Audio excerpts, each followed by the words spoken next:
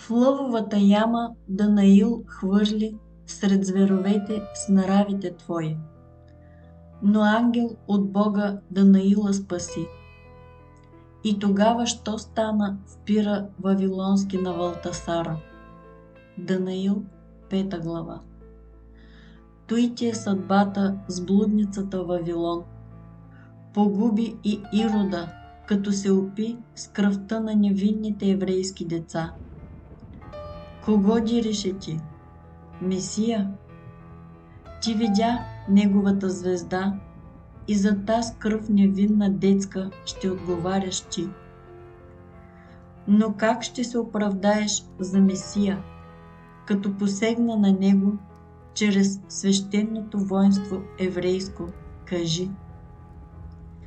Ни, съда велик, те питаме без генералния законодателен лик в подвига си е велик. А ти победен бъди чрез кръвта на Месия, която ти на кръста проля. А той като смел воин се яви и нов път на спасение начерта. Нов завет, нова ера яви. И църковните основи положи, нов дом, рай Божий завсегда, сред цялата планета Земя, с която ти воюваше, а тя те побеждаваше. Кажи, по кои дела те осъдихме ние, съда велик пред закона на правда? Не са ли те твои? Ето, кръста още стърчи, а Вавилон за украса го държи. На него ти живота светли прикова, а всички сянки древни ти показаха делата зли, но кръвта пролята земя попи. Тя, земя, олтар свещен се яви пред цялата вселена всемир. И от свещеническата ръка жертвата принесена се прие в небеса. Предвиди ли ти това, че тя, кръвта, като изкупителна цена, се прие за цялата планета Земя, с трите и пояса живи съдби? Ти сам го знаеш това, че би камбаната, за да оповестиш пъкленото си дяло, твое лично. Но победен ли беше ти? Още на третия ден зори, небе чрез глас разтърси земя и тя разтвори пазвата своя и върна жертвата пленена и победителя над смъртта и тлението възкръсна в нетление завсегда. И какво чу ти, кажи? Да, понесе се песента, запята от небе земя. Где ти е смърти жилото и аде победата? Но с това всякой разумя, че иде ден велик и ще се прослави всемогъщият Творец чрез тройния си лик. Амин. Но ти какво направи? Вместо в покаяние да застанеш, пламна в яростен нагон за царска власт и трон и скри се под короната на Нерон.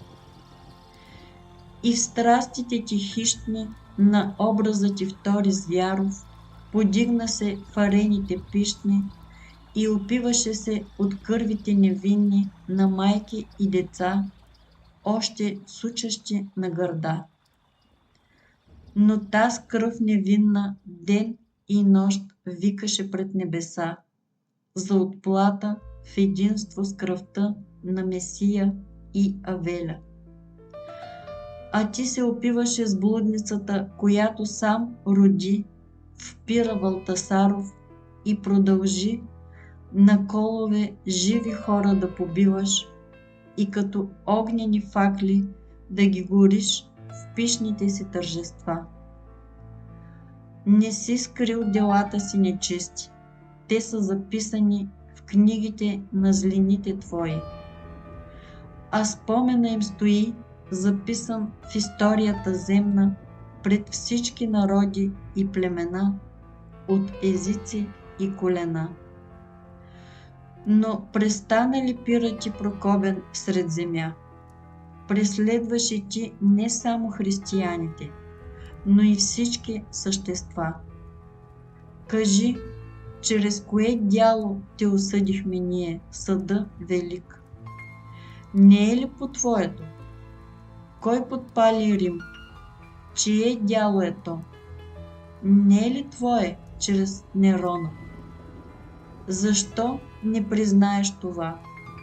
Вселено всемир видя и е записано в книгите на делата твои зли. И това стори, за да обвиниш моите последователи, християните. Рим гореше, а ти чрез Нерона се наслаждаваше и свидетел диреше, за да се оправдаеш за кървите невинни, които проливаше.